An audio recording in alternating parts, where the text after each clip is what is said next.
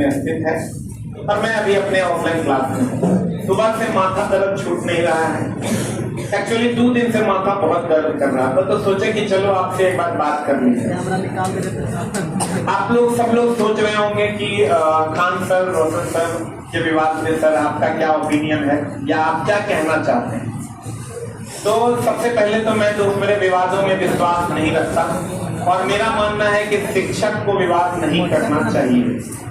शिक्षक के ऊपर कोई विवाद कर सकता है, किसी भी शिक्षक को विवाद शोभा नहीं देता है, क्योंकि हम लोग क्लास में बच्चों के आइडियल होते हैं और बच्चों को ये सिखाते हैं कि बच्चे कभी भी किसी से झगड़ा नहीं कीजिए, लड़ाई नहीं कीजिए, क्योंकि झगड़ा और लड़ाई कभी भी किसी समस्या का हल नहीं है। और अगर आपको समस्या का हल निकालना है तो वो फाइनली बैठ कर ही निकाला जा सकता है। हम लोग के गांव समाज में जो बड़े बुजुर्ग थे वो ये कहा करते थे कि झगड़ा लड़ाई से आज तक किसी का फायदा नहीं हुआ। हम लोग इतना छोटे थे तब से बड़े हुए हैं तो यही सुन रहे हैं। और हमको ऐसा लगता है कि खान सर और रोशन सर को इस विवाद का मिल के सॉल्यूशन निकालना चाहिए, लेकिन अब थोड़ा देर हो गया है।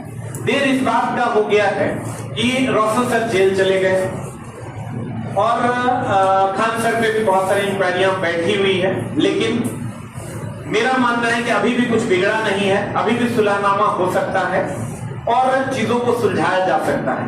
रही बात कौन सही और कौन गलत की, अगर आप ये सोच रहे हैं कि इस धरती पे कोई भी आदमी 100% सही नहीं है और 100% गलत नहीं। आप कहिएगा ये कैसे, तो एक बार आप अपने दिल से पूछिएगा, आप किसी भी आदमी को 100% सही कभी नहीं कह पाइए और 100% गलत भी नहीं कह पाइए। हाँ, लेकिन उस रात जो खान सर ने बयान दिया, इस बयान की हम बड़ी निंदा करते हैं और खान सर जैसे जिम्मेवार आदमी को यह बयान नहीं देना चाहिए कि मैंने अपनी आंखों से 10 राउंड गोली चलते हुए देखा, जिस बयान पे आज वो नहीं है।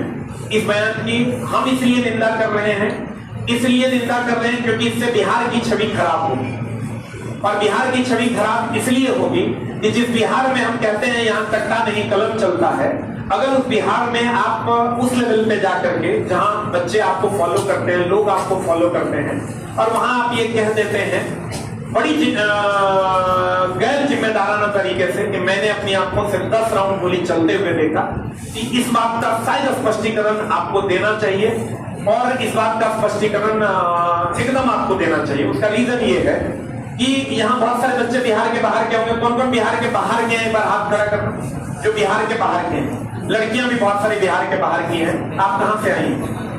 यूपी से। आप लोग वो देखो, वो बंगाल से आई।